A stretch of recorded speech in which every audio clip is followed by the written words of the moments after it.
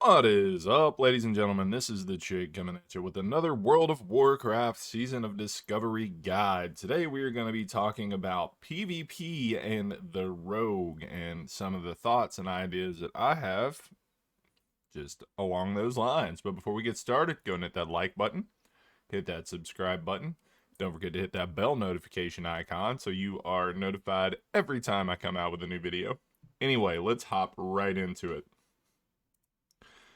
If there is another class you would like to see sooner rather than later, let me know so I can kind of adjust the idea and order that I am doing these in. Anyway, so you guys have probably likely seen my other Rogue videos, so we're not going to do too much on the gear, but I would like to start there. So, when you are gearing for PvP, you need a little more survivability. So anywhere that we have agility and stamina, that's where we're trying to live, right? So we're going with Humbert's Helm, which is a great spot to be.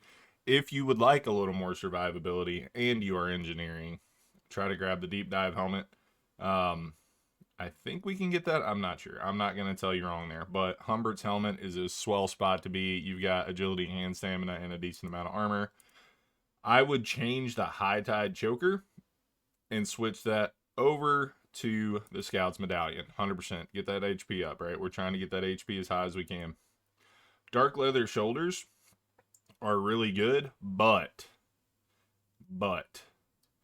it's really hard to get a spot where you have some stamina on your shoulders without getting lucky and getting the Mantle of Thieves. So if these are available and you can grab them, obviously grab them. I'm going to try to get groups together to farm RFK for the PV, or that is not the word I was trying to say, for the BOE drops. So I'm going to go ahead and throw those on because this is like best case scenario, right? So you go and you're looking at your cloak. Like I was saying, parachute cloak, you're gonna be able to get this. I know there's some naysayers. People do not underestimate the determination of people to get the things that they want in this game. However, for PvP, get a group of buddies. If you are a horde, go over to the Dead Mines and get your Cape of the Brotherhood. It is farmable. It does drop. It's just unfortunately off of VC, right? So that's gonna get our HP up a little more. Panther armor, there's not a lot of good, like, easy to get spots here, but if you can get the bristlebark blouse, that's really good. Prospector's chest piece is good, it just doesn't have quite as much HP. I would also recommend going to Ashenvale and doing the King of the Foulweed quest, picking up the Beauregard tunic. This is going to be a good one to get. It's definitely, it's almost as good as a bristlebark blouse. They just don't have the same amount of armor. But that's about it, right? Because you go on further down through here, and then you start getting the things that don't have as much stamina. Black and Defias armor, if you want to farm, that just has a really low drop rate, right? But obviously that one's probably going to be your best bet. Let's check out some Bracer. All right, so we're not getting these as Horde because we're not going to be anywhere near those mobs. So you've got those from the quest. Let's see if we can find some that have stamina. Bristlebark is a good spot for stamina. Wolf Bracers. I wouldn't go too much below that because, like, you don't want to give up too much. Well, there's another one that we're not getting as Horde. Herpeter. Yeah, so I would... I may just forego stamina in that spot. We're going to talk about weapons when we talk about spec, so we're going to leave that alone for now. Void Touch leather gloves, those are just going to be your best if you're a leather worker, period. Here's another RFK drop, Wolf Call gloves. Those are going to be super good for us. You have quite a few options when you go down through here for gloves, right? So Emblazoned gloves don't have a super low drop rate, so those are going to be likely. So if you don't have the Void Touch gloves, just keep your eyes out for the emblazoned gloves. The Brawler's gloves are going to be incredible, but they're also going to be rare. But that's about as far down here as I would go, looking into those positions. The Deftkin belt is a good just spot to be. Deviate Scale belt is amazing. That's probably what I would do for PvP. Let's see, any of these. That one's pretty easy to get. Screecher belt, decent. Can't really go wrong with any of those. I'd probably grab the Deviate Scale belt for PvP specifically to get your HPs up, though. If you're going to be able to do the Nomergan quest, obviously, we've already talked about that. The Petrol Spill leggings, those drop in Nomergan, good luck. Trollbane leggings, world drop, good luck. Leggings of the Fang, that's going to be a good spot to be. They don't have quite as much stamina, but they are farmable. So let's throw that in that slot. Warsong boots, PvP boots, get those. Those are amazing. Legionnaire bands, PvP ring, get that. Silverland Family Seal, that's from a quest in Silverpine, get that. That's just a no-brainer, right? You're gonna go, no, that is not the one that is the quest item. The quest item, Seal of Sylvanas. 8 strength, or 8 stamina, 3 strength. That's gonna be the one I'm gonna suggest for PvP. Get the Seal of Sylvanas, and then your trinkets. I mean, you can't get very many here, so get what you can. Rune of Duty, that's just free 4 stamina, right? So just put that on. That's fine. Avenger's Pearl is going to be good for you. And then your bow. If you can get the Ranger's bow, good on you. If you can't, none of the rest of them have any stats. So just get a bow. So let's go ahead and talk about the talents if you're not using daggers. Okay, if you're not using daggers, let's go ahead and reset this. So the biggest thing, if you are using any of the non-dagger setups, 2 points in Sinister Strike, 3 points in Improved Gouge, it's about all you need over here, right? Master of Deception, so you cannot get seen in stealth, and then 5 in the camouflage. All right, that's going to be huge, huge, huge. These 10 points are basically irreplaceable in any PvP spec. Kind of hard to think about because that locks you in to those 10 points, right? Makes it a little harder to switch up what you're doing. So your last point, if you are doing anything that's not daggers, I would highly recommend just grabbing Ghostly Strike. Strike that deals 115 or 125% weapon damage, increases your chance to dodge by 15% for 7 seconds, and awards 1 combo point. This is going to help you out with melee everybody. This is going to be really good for fighting in melee. If you are going to use one of the runes that, actually, let's just get rid of Improved Gouge. We're going to get rid of Improved Gouge. So you can do a couple of different things here. Quick Draw is going to be awesome. This is going to keep you from getting kited quite so much. So this is where I would go with that particular setup if you're using a one-hander. If you're going to use Deadly Brew, which you can if you want, obviously, do not use Improved Gouge. If you are going to use Quick Draw, Improved Gouge is fine. The reason you don't want to use Improved Gouge if you're using Deadly Brew, Deadly Venom or Deadly Poison will break it. Any dots are going to break your Improved Gouge. So you got to be Johnny on the spot there. If you're going to use Quick Draw, don't use Envenom. Use Between the Eyes. This is going to be basically a no-brainer anyway. We don't have any of our other stuns, so we're going to be using Between the Eyes for PvP. It's just what we're going to be doing. And then for your hand runes, what we are going to be doing is I would recommend one of 2 things, right? So Mangaush is going to be awesome for fighting melees, right? Melee comes in on you, Mangaush, pop this, get some more parry, you know, you're good to go, right? However, Saber Slash has been buffed. it is better Sinister Strike, and it's going to be throwing that bleed up there. And from what the tooltip says for Saber Slash, it's going to stack with attack power. So your bleed is going to scale with attack power. So I think Saber Slash is going to be good. Now, we get back into the argument. If you always have a dot, remove Improved Gouge. So now we have 3 more points, right? So let's look around. Okay, gives you a 25% chance to add additional combo point to your target when using your ambush, garrote, or cheap shot ability. Unless you want to do a weapon swap for ambush, which I would put the 3 points here instead, because increased crit on ambush is even better. So if you want a weapon swap, improved ambush, can confirm, good spot to be. If you don't want a weapon swap, you can put some points into initiative.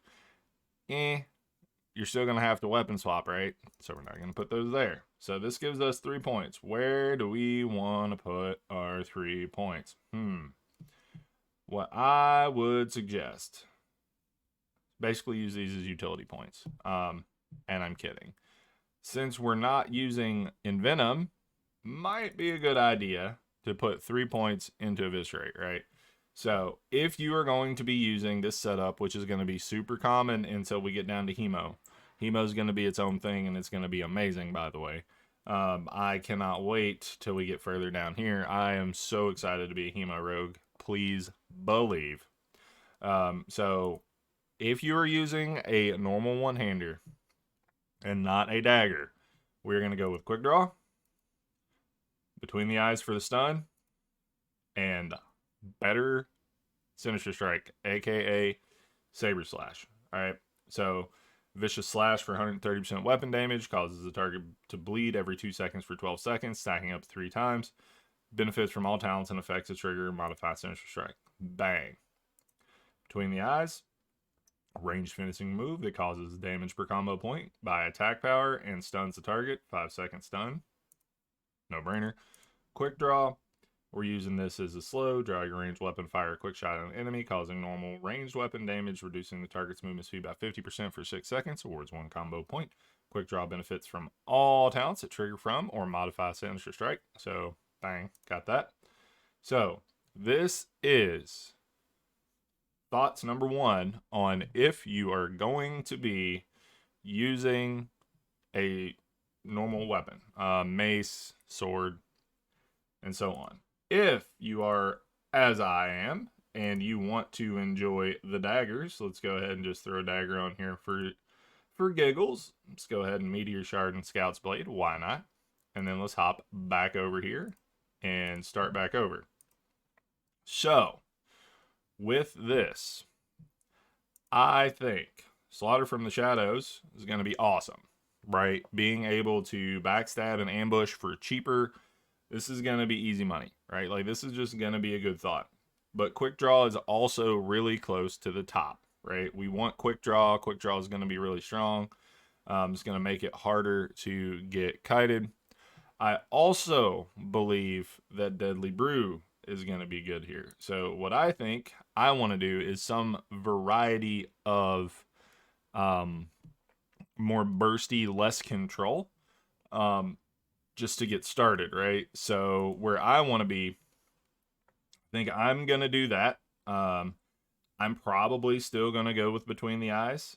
I may play around with Envenom, obviously, because it hits harder. So let's go ahead and set this one up completely for poison play, right? And we're going to grab Mutilate.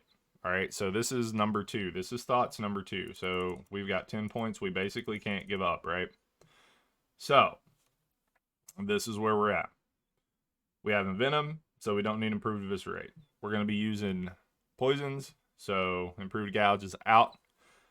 Improved Sinister Strike is out because we're using Mutilate as a spender, and in the other way we're going to do the build, we're going to be using Backstab, right? So we get to put all of our points into Subtlety unless we decide to use Malice. So let's see what we can come up with here. Ghostly Strike. This is good just as a rogue in general, so we can put a point here. There are 3 points in Improved Ambush, because if you're opening from stealth, why are you not ambushing, right? It's going to do probably more damage than Mutilate. I'd have to look at the tooltips, but like as an opener, getting that extra crit chance, kind of strong, right? All right, so we can put a point in initiative, or we can take a point out of ghostly strike, put 2 points in initiative. So here it's kind of right? So we get 1 more point, right? We have 1 more point to spend. So we can just throw it in initiative, which is not bad because we are going to be using these abilities. It's going to be awesome, right? When we come up and we get a huge chance to crit on our ambush, and then we follow it up and we get an extra combo point, and then it may just be ambush, mutilate, and venom. Mob's dead, character's dead, right? Because the way Envenom works is, you know, if you've got enough stacks of deadly poison, which who knows how fast they're going to be stacking, but as often as we're going to be hitting, because daggers, Envenom's going to be huge. So we can throw it in initiative to get faster combo points. I think 50% chance on crit's good. Like, or 50% chance in general. It's not even on crit. Serrated Blades, kind of useless. These are travel points to get to Hemorrhage. I mean, if you plan on using Rupture, maybe. Improve Sap. Being able to return to stealth mode after Sap is good. Like, this might be worth it in the short term, just to occasionally just get that re-stealth, be able to 1v2 some people, just do that kind of thing, or be able to set up like that, right? Obviously, when you're fighting one person, improved Sap doesn't matter because you can Sap and then you can reset up, right? So it's not that big a deal. Speaking of setup, gives you a 15% chance to add a combo point to your target after dodging their attacks or fully resisting one of their spells. So you're stacking a lot. This is going to be really good versus anybody melee. So I think that's going to be good, especially since you're going to have evasion, right? So that's good. The other option is going to be as follows. We are going to grab our 10 points that are basically required. We are going to 3 points in improved gouge, 2 points in lightning reflexes, and put 1 point in improved backstab. This is just to get the mutilate up, all that. Here, though, we wouldn't use Deadly Brew at all. We would use Quick Draw, wouldn't be using Envenom, be using Between the Eyes, and then we're still using Mutilate. So we're going to be using utility poisons, probably just anything that doesn't do damage, just to make sure we get the increased damage to poison targets, right? And this is going to be helping us out here. All right, so the third way to do this, Shadowstrike on your hands, because Shadowstrike is amazing. All right, on Between the Eyes, you're going to keep Between the Eyes, but you're not going to use Quick Draw. You're going to use Slaughter from the Shadows, and we're going to be a 100% backstab rogue in this one. The spells are going to stay the same. The talents are going to stay the same. So you're going to keep your 10 points in subtlety. These are too good of quality of life. So camouflage increases your speed while stealth by 15% and reduces cooldown in your stealth by 5 seconds. Too good of a quality of life not to have this. Master of Deception reduces the chance enemies have to detect you on stealth mode, more effective than Master of Deception rank 4. Too good not to have this. So the other way you can do this is you can get that extra 20% damage from behind with Backstab, Garrote, or Ambush abilities. This also works with your Mutilate, but you're gonna need that Camouflage. Camouflage is basically required because if you don't have that, you're moving at the speed of smell when you are playing the rogue, right? So those points are going to change, and then this is going to be your backstab setup. Later on, I will redo these PvP videos every phase because what your spec is going to be is going to change a little bit, because as you can get further down here, we're going to have Hemorrhage. As you can get further down into the combat tree, we're going to put 2 more points in improved backstab, and that's about as far as we're going to go, right? And then we're going to be able to get assassination points at some point, which I'm not sure what you know about assassination, but the way some of these points, depending on how they give us poisons and all that, this is going to make backstab better in the long run. It's going to make mutilate better in the long run, and then combat, some of these points are useful for several specs. You got endurance, you got improved sprint, those are all good. And then you have those types of things. All right, so the last build I'm gonna show you here is gonna be just for basically doing both, right? This is gonna be decent for PvP and PvE. So you're gonna do Saber Slash, Between the Eyes, and Quick Draw, and we're just gonna go deep into combat, right? So you're gonna put 2 points in Sinister Strike, 3 points in Improved Gouge. This is kind of a bait though, right? Because like if you're using the Saber Slash, Gouge is gonna break quickly, but dodge chance by 3% still kind of right? So use this sparingly. Um, Getting riposte is going to be good, right? So we're going to get our chance to hit. If you don't feel like, if you're just going to be PvPing mostly as combat, you don't need the chance to hit, go ahead and grab deflection so you can pick up riposte.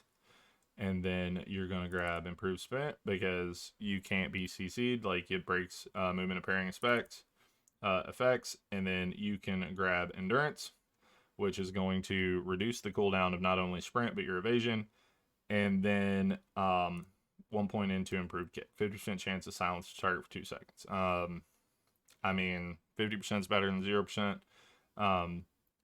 That's about where you'd be here. I don't really think of anything you can switch up here, except for maybe you can move some of these points around. Improved eviscerate, right? You can move some of those points around just to get the improved eviscerate in general, because having 15% more damage on your finishers hardly ever a bad thing. It just depends on what utility points you want, but riposte is almost always going to be good.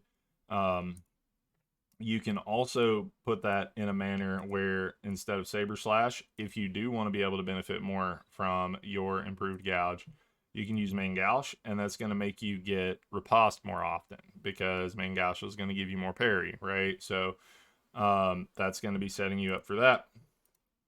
And then you can, if you really want to lean hard into this, since that's only got a 6-second cooldown, if you are a rogue tank, specifically only if you are a rogue tank and you want to tank, do not, I mean, you can do this just for PvP, but this is kind of the hybrid build, right? You can pick up just a flesh wound. All right. So this is going to be good in general. Making it where you take reduced physical damage, you have reduced chance to be critically hit by melee attacks, your threats increased, your feint is replaced with tease. But you wouldn't use Between the Eyes here, you would use Blade Dance because you're just going to try to keep your parry up as much as you can. So all of these things are keeping you alive, right? So you're just going to be a nightmare in PvP versus anybody that swings a weapon at you, and it's going to be a lot of fun. My 2 pennies anyway, right? That is about it as far as thoughts and concerns and different ways you could switch this up and play the build, right? So these are all of the ideas you can have for, not that you can have, that I have. If you have any other ideas, please feel free to drop them in the comments and we can talk about it. I really like engaging with you guys. But that's the Rogue PvP guide. Don't forget to hit that like button, hit that subscribe button. Don't forget to hit that bell notification icon. And please, please, please drop a comment and let me know what the next thing you want to try is, what the next class you're going to play is, what class you're excited to PvP on, and what class you think I should put out a PvP guide for next. I'm loving having you guys here. It's great to see you guys hanging out. And I'm looking forward to seeing you guys in Azeroth. I'll see you guys on Thursday. Let's go. We're getting there.